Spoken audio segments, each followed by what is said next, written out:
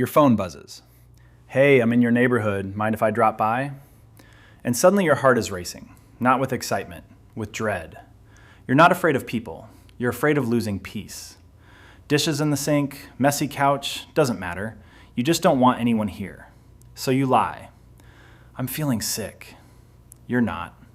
And then you spend 3 hours feeling guilty about a boundary you never wanted to cross. If this is you, keep watching, because today we're dismantling the psychology of people who hate having guests. And I promise you, you're not broken, you're not antisocial, you're probably just protecting something most people don't even know they have. Part 1, the lie we all tell. Let me confess something. Last month, my best friend texted me. She was 5 minutes away, wanted to swing by for coffee. I panicked. I actually walked around my apartment calculating escape routes. Then I typed, "So sorry, feeling really under the weather." Sent. She bought it. And I spent the next 3 hours hating myself for doing something I needed to do. I used to think this made me broken. It didn't. It made me honest. Sound familiar? Here's the truth. Your home is the only place where your nervous system can exhale. Everywhere else, you're performing, managing impressions, reading the room.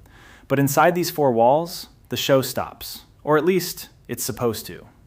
When someone crosses that threshold, the performance resumes. And for people like us, that performance costs everything. Part 2. You're not antisocial. You're territorial. Let's kill this myth right now. Not wanting guests doesn't mean you hate people. It means you're human. Humans are territorial animals. Your home isn't just where you sleep. It's an extension of yourself. When someone enters uninvited, they're not just walking into a room. They're walking into your psychology. Some people get energized by this. They love the chaos, the stimulation, the unpredictability. But you feel it like static, like interference, like someone changing the radio station while you're trying to hear your own thoughts. This isn't anxiety. This isn't introversion. This is your brain recognizing a threat to your controlled environment, and it's trying to protect you. Part 3. Why control feels so necessary. Here's where it gets interesting. Your need for control over your space usually comes from somewhere. When you were growing up, could you close your door? Did anyone knock? Or did people walk in like your room was an extension of theirs?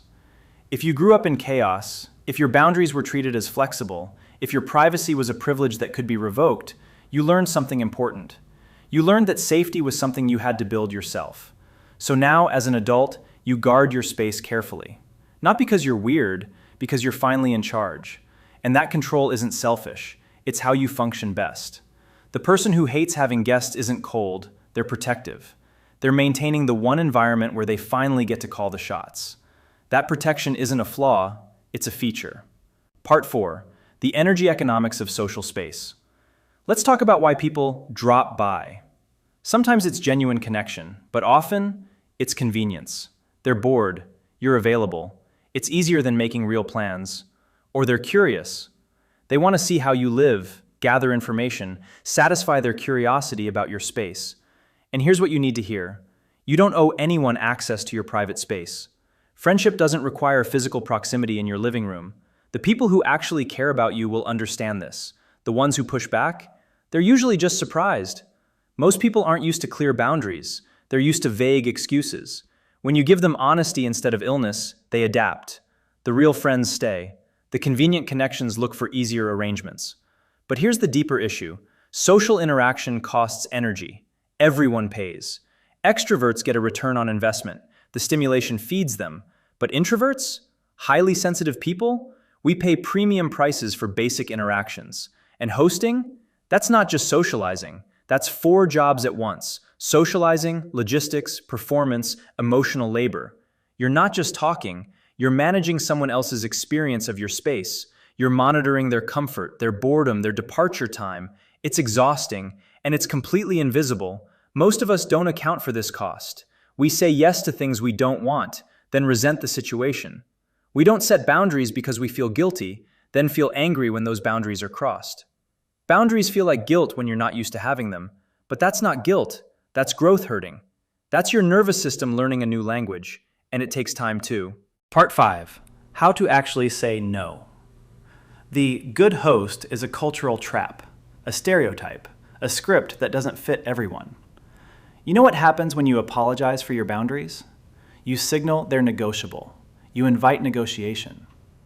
I don't have people over is a complete sentence. It doesn't need a psychology degree attached.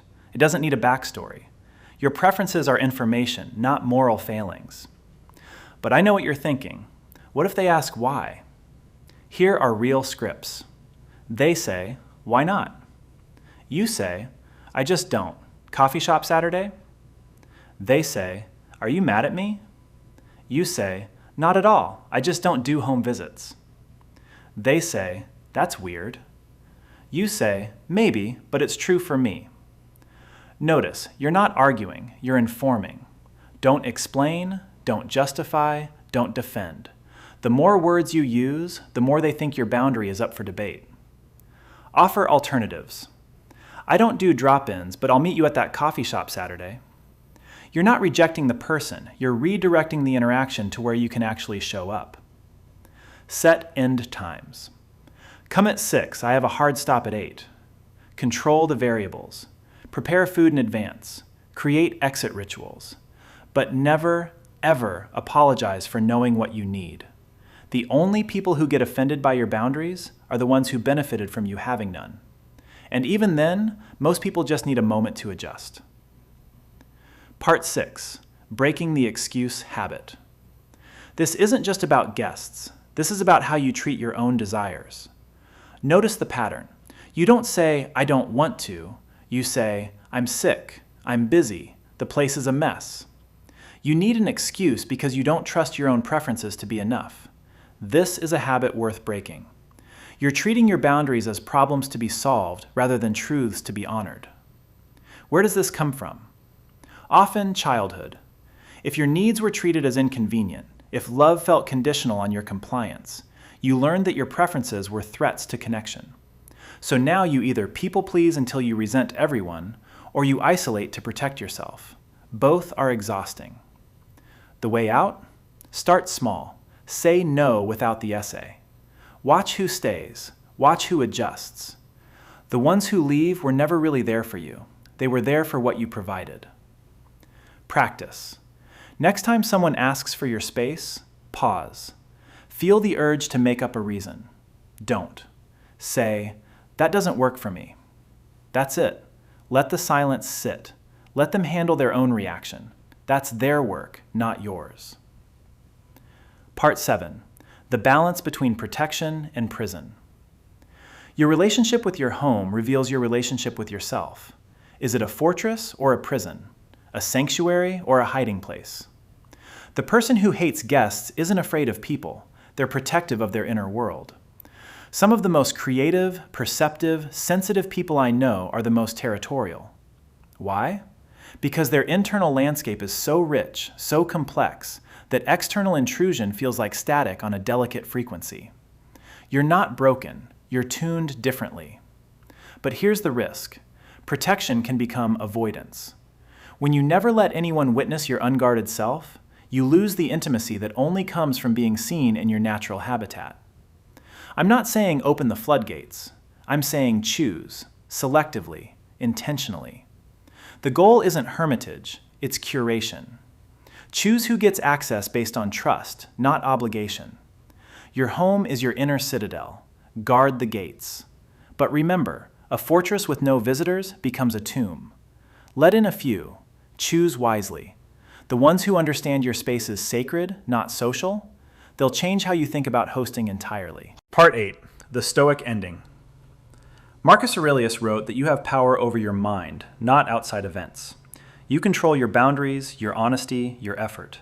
You don't control whether people understand you, whether they call you rude, whether they stay friends. So stop trying to. Release it. The Stoics talked about the inner citadel, the part of you no one touches unless you allow it. Your home is the physical manifestation. Protecting it isn't weakness, it's wisdom. But the real question, are you protecting from real threats or from discomfort? Because discomfort isn't harm. Growth requires some friction. Courage isn't the absence of fear, it's acting despite it. The Stoic doesn't say, I'm sick. That's avoidance. The Stoic says, I don't have people over. That's integrity. That's responding with virtue, honesty, courage, temperance, not with lies or resentment. And here's the final move. Amor fati, love of fate. Not just accepting your need for space, but embracing it. Your sensitivity isn't a flaw to overcome, it's a feature to optimize. Stop apologizing for your boundaries. Stop explaining your psychology. Stop treating your preferences as problems. Instead, practice saying no with clarity. Practice tolerating the discomfort of disappointing others. Practice trusting that real connection never requires self-betrayal. Your home is your inner citadel. Guard it wisely. Let in only those who understand its value. And remember, the Stoic doesn't seek to control others. They seek to control themselves. That's freedom. That's peace. Next time your phone buzzes with, "I'm nearby," remember, the Stoic doesn't lie. The Stoic redirects. Peace begins where explanation ends.